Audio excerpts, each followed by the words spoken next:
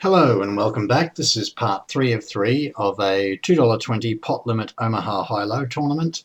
Our players done reasonably well to stay in the game. We're getting a little bit short stacked now. The blind's up to 800 and we've only got 9,500 in their stack. Anyway, let's see what happens here. Okay, there's a call, another call, and our player calls. Now, this should be a fold. We've got a short stack. We have no implied odds. We're playing the whole hand out of position to the rest of the table. That's just a big leak. It's a waste. I know the odds seem tempting, but seriously, you're getting 7 to 1.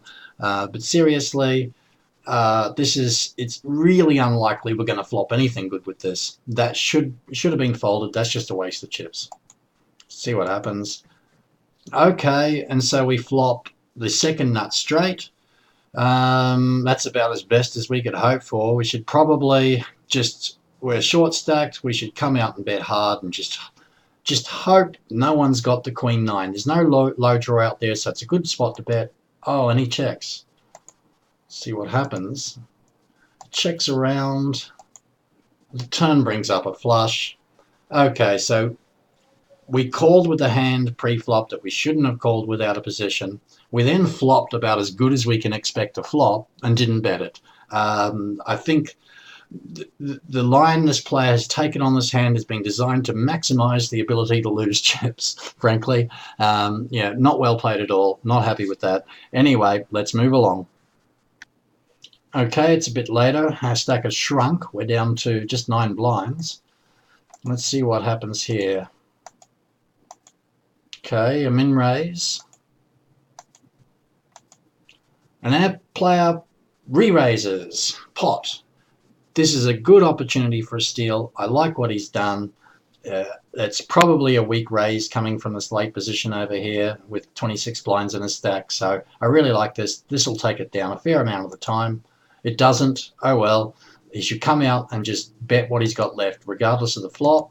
He does. Our opponent folds. Good stuff. That was well played. Again, spotting an opportunity to pick up chips when your cards don't necessarily warrant it. You have to find spots like that to win. Okay, let's move right along. Okay, now it's a few hands later. Our player's done really well to chip up. He's doubled up to 18.5 blinds now. So let's see what happens here. Okay, there's a call. And our player calls on the button with this hand. It's not a great hand, but if you are going to play it, the button is pretty much the only place you want to play it from. We're a little bit weak on implied odds here, under 20 blinds. And this hand is, it's marginal is the best way I can put it. And by marginal, that means that it doesn't really win or lose a lot in the long run if played well in position. This player at this stage, I'd probably prefer he wasn't playing hands like this. But if you're going to do it, if you're going to play a weak hand like this, the button's the place to play it from. Anyway, let's move along. Okay, it's a few hands later. Let's see what happens here.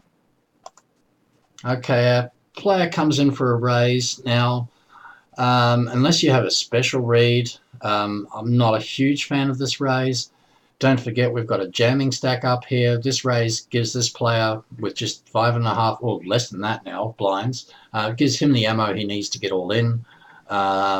This guy over here's got a short stack. We're giving him the ammo. If this guy goes all in, this guy goes all in.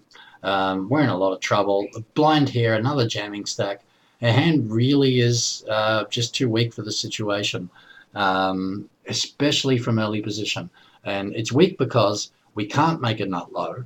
You need to have 2 wheel cards for that. So at the very least, you need to have 5-4 or ace-5 or something. So yeah, I'm not a huge fan of this play at this stage of the game, unless the table was playing insanely tight. But with these short stacks who need to jam, the chances are that we're going to end up putting in a lot of chips with a relatively weak hand because we're too early to know. Too early and our position is bad. We can't tell what's going to happen behind us. Anyway, not a fan of that one, but let's see how we go. Let's move along. Okay, here we go. Let's see what happens here. There's a call from under the gun, and we call behind. I'm really not a fan of this play either.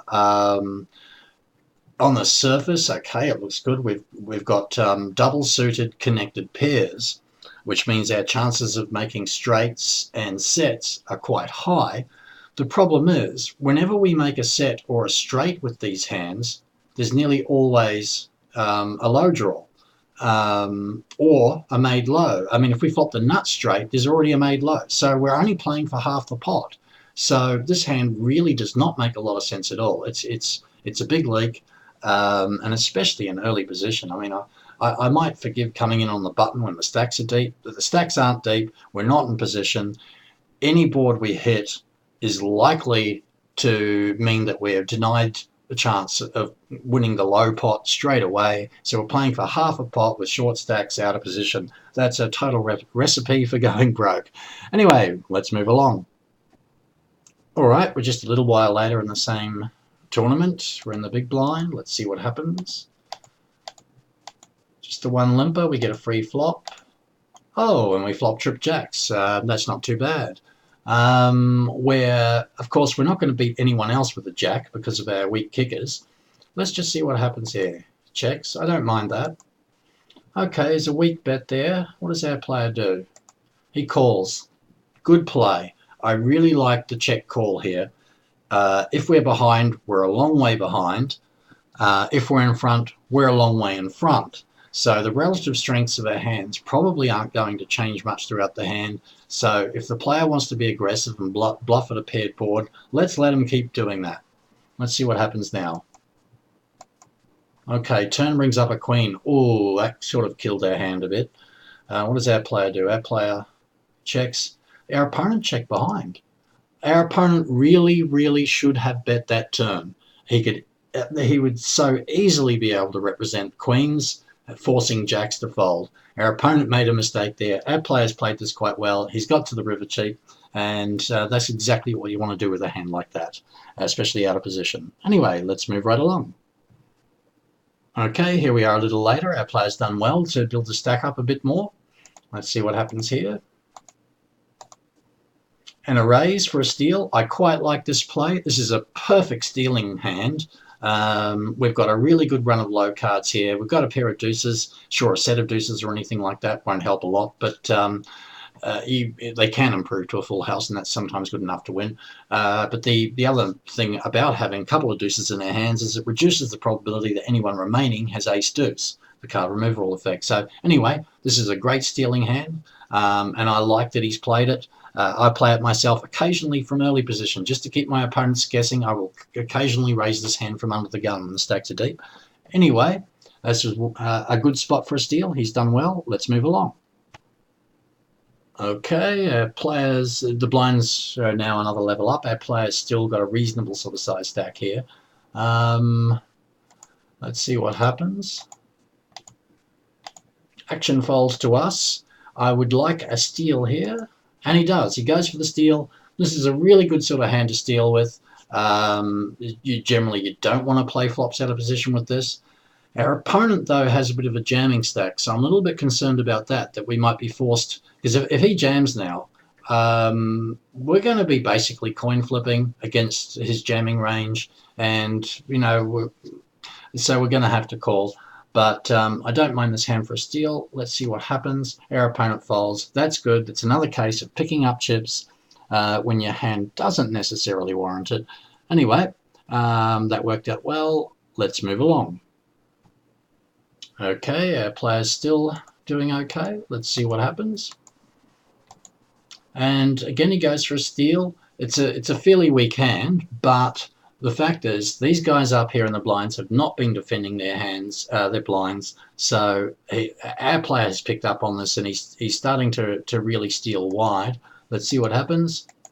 And they fold. Fantastic. That's good situational awareness, good observation on your opponents, seeing what they're doing and realizing that you don't need much of a hand to take their blinds off them. Nicely played. Okay, it's just a few hands later. The stacks are really shrinking. Let's see what happens here.